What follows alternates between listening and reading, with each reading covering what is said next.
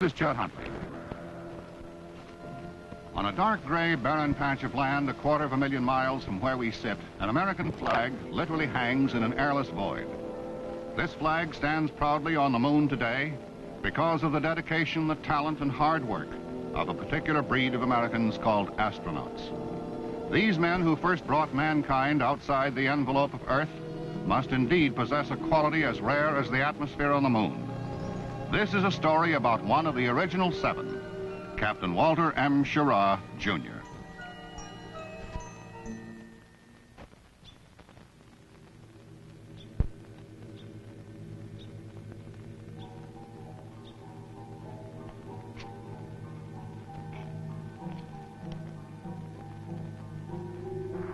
I think I've got it. Is that spacecraft 7?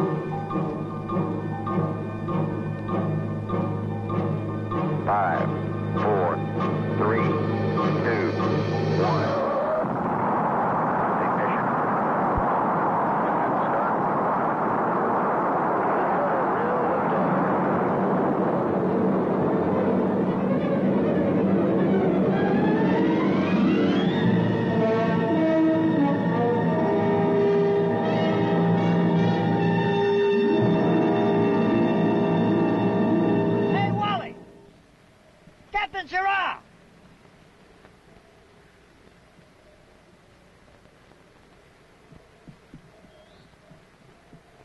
What are you doing here, Pete? You're having dinner with me, remember? Hop in. They told me at the gate you were taking a walk, so I figured you were visiting your old Gemini launching pad. Well, there are a lot of memories here, Pete. You think I don't know that? This base was a customer of mine back when you and the other 7 original astronauts were getting dizzy in your first simulator. Well, if you're all finished walking down memory lane, Captain Schirra, we'll take off.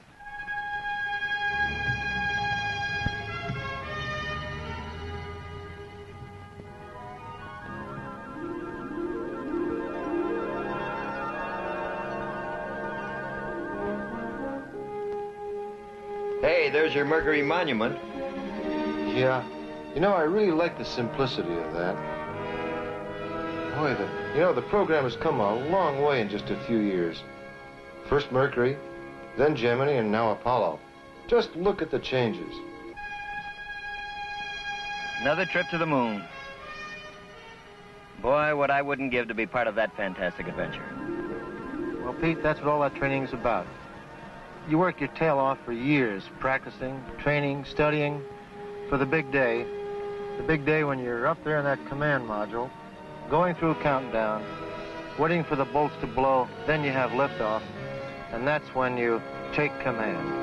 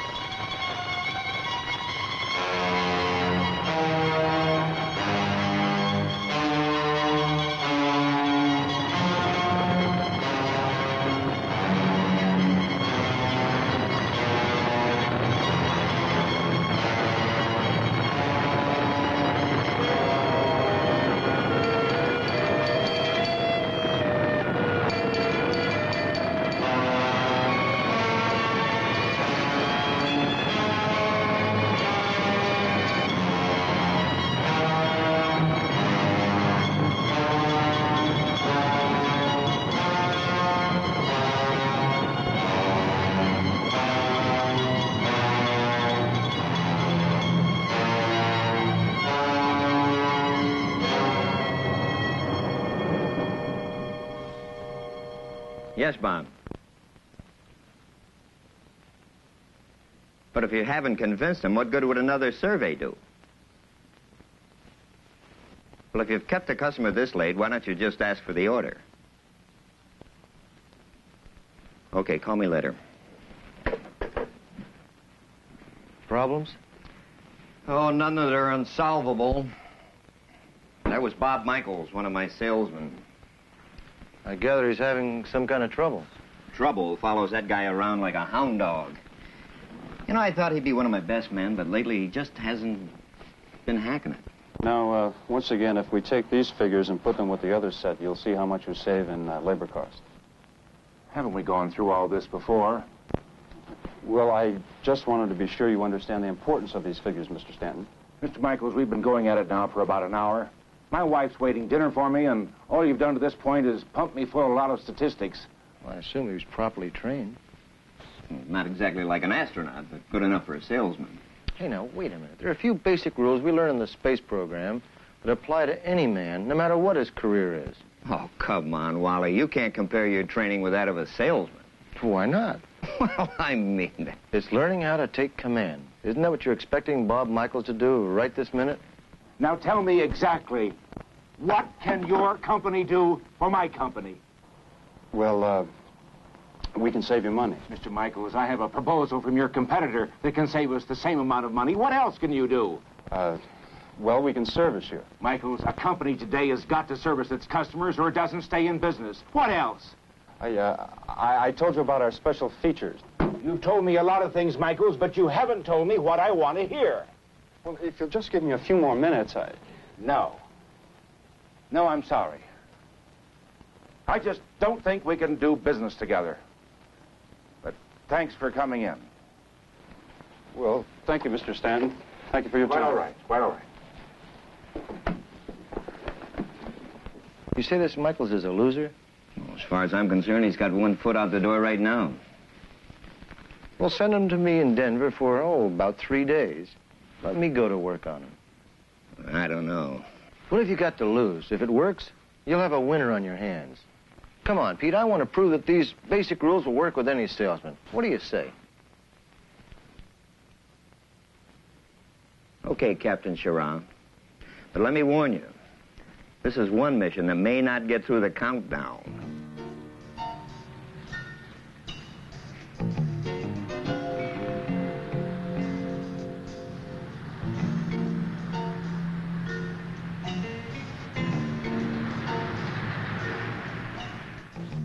Good morning, Captain Schirra. I'm Bob Michaels. Hello, Bob. Welcome to Denver. Thank you very much. Hey, this is quite a wall. Wow. Yeah, that one over there is kind of fun for me. Each of the events in the space program are sort of logged in on magazine covers, so as you can see, I've covered the wall. Yeah, sure. This one over here is, I think, one of my very favorite paintings. It has all the vehicles I've ever flown. And my most exciting photograph is this one over here of Apollo 7 during the launch countdown, and you can see the spotlights illuminating the booster in case there's a leak or some other problem such as that. Oh, yeah. Okay, Bob, you're going to be with me now for 3 days, morning, noon, and night.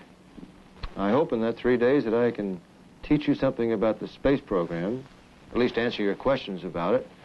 In addition, tell you how the space program and what I've learned from it applies to salesmanship. Okay, now, what's on your mind? Well, there is one question I've been dying to ask you, Captain Schirra. When you're in space, how do you Okay, I won't answer that one yet, but I would like to ask you a couple of questions first, and then maybe we can talk some more about that. What do you know about my space program background? Are you kidding? I think I can recite it from memory.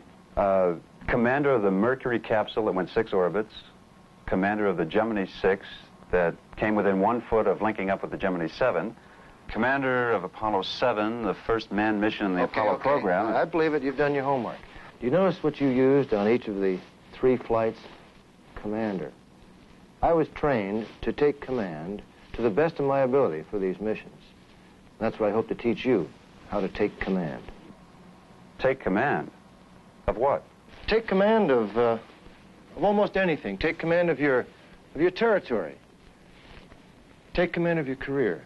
Take command of your personal life. And you're going to teach me that in 3 days? I don't know if I can teach you that in 3 days, but I can give you the tools, and the rest is up to you. Let's assume that this Apollo model is a complete salesman. As you can see, the spacecraft is divided into a number of sections, and each one has its own function. Now, this is the first stage. It has to do with your ability to handle yourself under any and all conditions. Do you think you're a good salesman? You want the truth? Well, let me put it this way. If I were an astronaut, my mission would get hijacked to Cuba. I know where to start with you. It's a matter of confidence. Well, speaking of confidence, I have a question, Captain Schirra. How does it feel to be sitting in a space capsule on top of $50 million worth of equipment that all went to the lowest bidder, huh? Okay. On that note, you're going to buy lunch. You're on.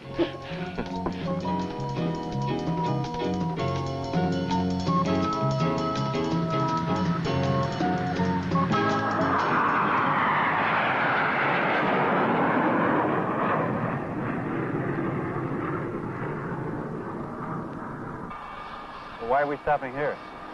I want to explain something to you, Bob. Have you ever flown a plane? Me? I'm lucky I can ride a bicycle. Well, believe it or not, pilot training is basically training yourself to use all of your faculties to the highest possible degree. And this is one of the basic rules you can apply to selling, Bob. We call it R&R. Now, what's that? Instant reaction, controlled response. Most of us are capable of instant reaction. Call it being alert, if you will. Imagine two different men piloting a fighter plane. Each discovers a fire in the cockpit. Both react instantly, but one man ejects. He saves his own life.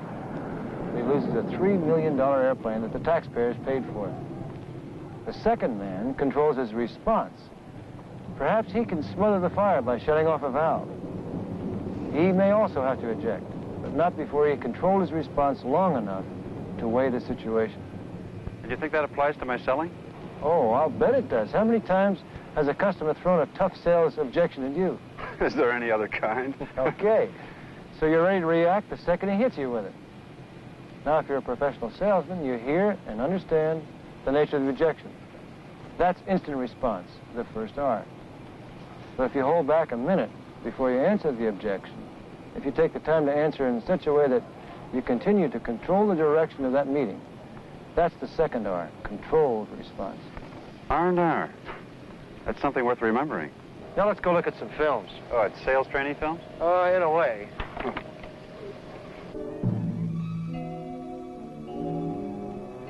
Bob, I want you to go through these films of various space missions. Maybe you can get some sales ideas from those. Do you mind if I ask a few questions about space as we go along? Oh, not at all. Go ahead. Tell me, what happens during liftoff? Does your body suddenly get very heavy or what? The booster weighs the same, the power is the same, but as the booster accelerates, it is burning off all this fantastic amount of fuel, which makes it weigh a lot less. So you, in essence, get heavier, and you get squeezed back into that couch to where it really is straining against you. So you really become much heavier just before you achieve weightlessness, and then you weigh nothing.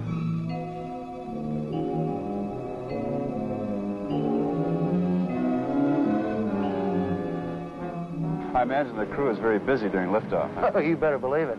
That's what it's all about. With all the training we've had, all the simulations we've had, we train for every contingency. That's the true what-if world. Now, the what-if principle really means, what if one of the engines fails to ignite? What if we lose our oxygen supply and our cabin pressurization? What if the spacecraft goes out of control? These are the what-ifs. Well, I see. You've gotten to know your job so well that you're able to cover any possible situation. Right. Do you see how that can apply to sales? I sure can. What if the customer says he's got a better price from my competitor? What if he tells me that our products don't meet his specifications? What if he gets a phone call in the middle of the meeting? You've got to start training yourself, Bob. You've got to be prepared for every contingency. You've got to practice the what-ifs, so you're ready for any circumstance. I see. Come on, we got a meeting with Chuck Wilson. I'll turn this off. Okay. And if we can just get this idea across, I think that we can sell them on it. Well, what do you think? Makes a lot of sense. What do you think, Bob? What? You don't want an opinion from me. I don't know anything about your company yet. Do you see some holes in Chuck's presentation? Well, Do you want to see him make the sale? Yes, but... Don't let him lose the sale because you want to be polite. Have the guts to tell him what you really think. Well, okay. Look, I'm probably sticking my neck out a mile, but what if they don't agree that these figures are correct? Well, they have to. We have proof. Yes, but what if they have had another survey taken and they've come up with different answers? Won't that make your whole sales picture fall apart here? That is only an assumption. Have you got any other facts to support this? I'm sure that I can get some.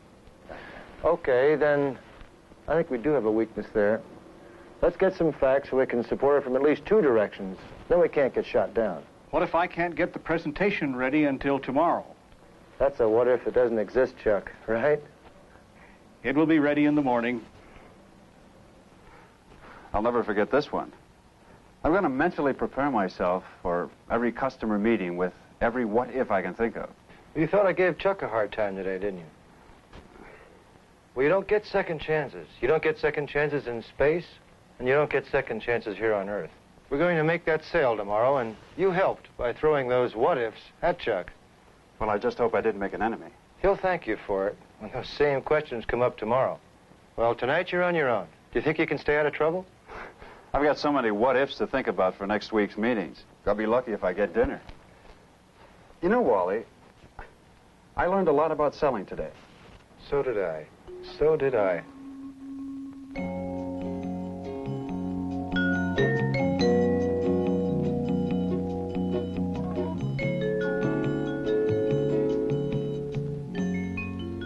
Good morning, Bob. Good morning, Wally.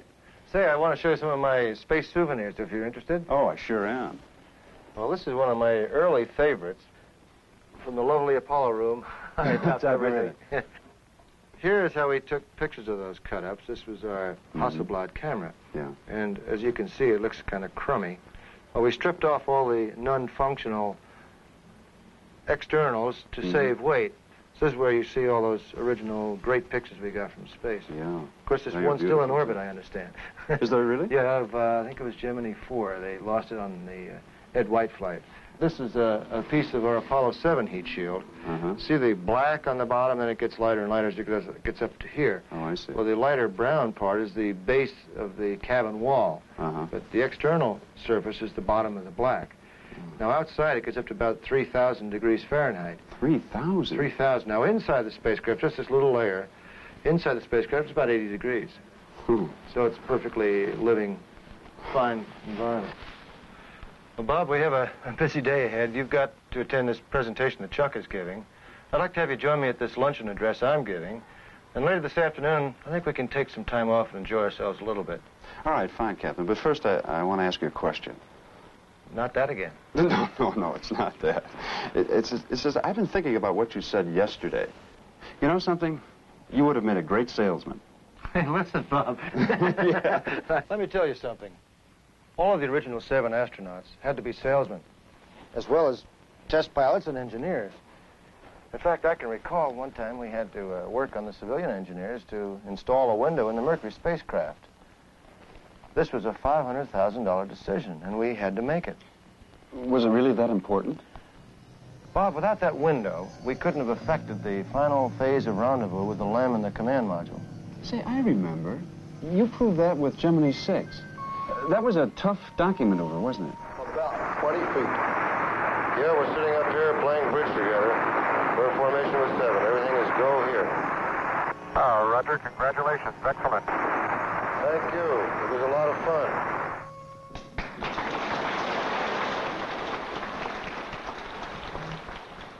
I'm often asked if an astronaut experiences fear at the moment of liftoff. The answer, gentlemen, is no. If there's anything we've learned in the space program, it is to train out fear. When my crew and I were assigned to the Apollo 7 mission, a lot of people thought that we would have this fear. We had just lost 3 good friends in a terrible tragedy. Gus Grissom, Ed White, and Roger Chaffee. But the space program had to move on, and I can assure you that we were not fearful at any point in that flight. Nor was Jim Lovell and his crew of Apollo 13 when they endured a mishap that could have cost them their lives. You don't have to be an astronaut to learn how to train out fear. When the unexpected happens to you, and it will, fear won't help you out of your problems. You must learn to train out fear and replace it with mild apprehension. Then you can take action to eliminate the cause of that fear. Fear. Now tell me exactly what your company can do for my company. You've told me lots of things, Magnus, except one thing. What else can you do? I just don't think we can do business together. I just don't think we can do business together. I just don't think we can do business. Fear is a luxury we cannot afford. Panic is next.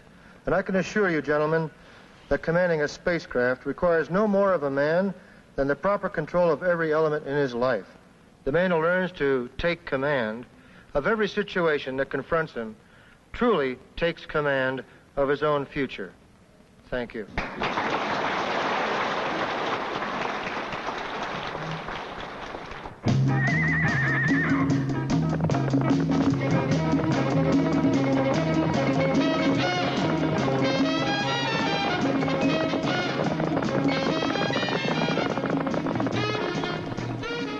How'd you like that ride? That's great. Haven't ridden a horse in years. Yeah, but Pete Jenkins isn't going to think that this is part of my sales training. Well, this is what you call think time. Every salesman needs that. What else did you want to talk to me about? Well, this is business about training out fear. You know, you really hit home with that point. Well, if you don't learn to train out fear, Bob, all of a sudden that adrenaline starts pouring up in your body and you're helpless. It's happened to me more times than I care to remember. You know, even before I call on a prospect, I can feel the fear building up. How do you get rid of that? Well, first find the cause. Is it a lack of confidence in the product, the people who make it? Does fear help? It never helps anybody. True. At liftoff, we know exactly what's going to happen. We've been trained as well as a man can be trained. And what's most important, we know that everyone involved in the mission has to put mind and body and soul into making sure that that mission will be a total success. Do you see how that applies to your job? I think so. Of course I do. I have to have the same confidence in the products I sell. Not just the products or services, but the people that stand behind them. The research and development team, the engineers, the production people, and your own management. That's what trains out fear.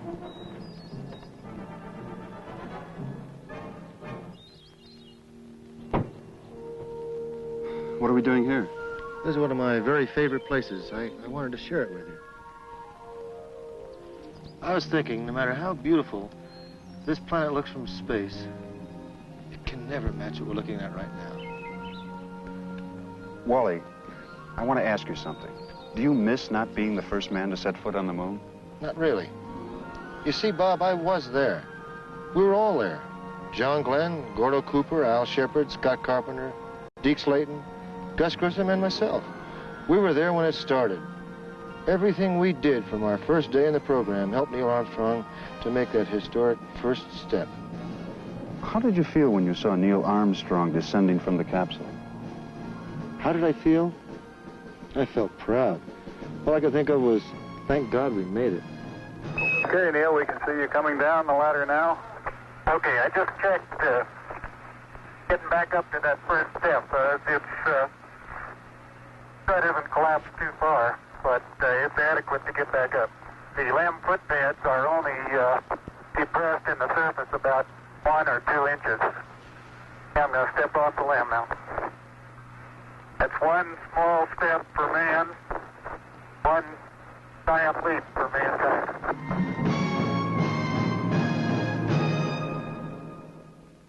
Bob, there's one principle that will work for you no matter what you do in life. I guess you'd call it the power of pride. I can understand that in an astronaut. You have something to hang your pride on, but my job... Especially in your job. Think about it. What does pride mean to a salesman? I'm not talking about vanity. I mean genuine pride in the fact that you're the man in your territory that represents all the good your company can do. And how about pride in the products you sell, or your company's reputation? And most of all, Bob, pride in yourself. Knowing that your company made the right decision when they picked you to represent them. That's the power of pride. Bob, I think you're going to be a great salesman. You know something? I believe you. Hey, come on, we've got a big day ahead of us tomorrow. All right. Well, what's on the docket for this morning? This morning, you've got a job for your own company. Oh? Pete Jenkins just called. Do you know, Fred Bertram? I sure do. I've been trying to get him to listen to a presentation for almost 3 months. Well, today's your lucky day. Mr. Bertram's in town, and you're going to meet with him at 2 p.m. You're joking. You're not joking. It's about time we see whether these astronaut sales techniques are working for you. I'll see you at 2. And so, Mr. Bertram, these graphs tell the whole story. You have the supporting documents in front of you. They will prove that this system will work for you. That's very interesting, Mr. Michaels. You do understand, however, that your statements don't agree with the government survey of 2 years ago. That's correct, Mr. Bertram. However, just yesterday, we presented our findings to Mr. Richards, the director of that division, and he concurs that conditions have changed sufficiently that our facts are much more contemporary than the report you're referring to. You may check with him if you like. I see. Are there any other questions? No, you seem to have documented everything from 2 or 3 different angles. This has been quite a revelation. Suppose we set a meeting next week back home. How does Monday suit you, Mr. Michaels? Monday suits me just fine, Mr. Bertram. Good old R&R. Instant reaction, controlled response. Which simply means think before you answer. And make sure that that answer will help you make that sale. The what-if principle. That one came in handy today. It'll work every day. Never call on a prospect till you've asked yourself all of the what-ifs. Train out fear. That doesn't happen overnight. But you made a good start, so you know you can do it. The power of pride. You taught me that, Wally. Better than I ever learned before. It's there in all of us, although we're often embarrassed to admit it. And this one is what it's all about, Bob. Take command. I failed to do that in my territory. I made all the right moves, but that's about all. But from now on, it's going to be different. I promise you. Well, Bob, you're going to go back to your own territory.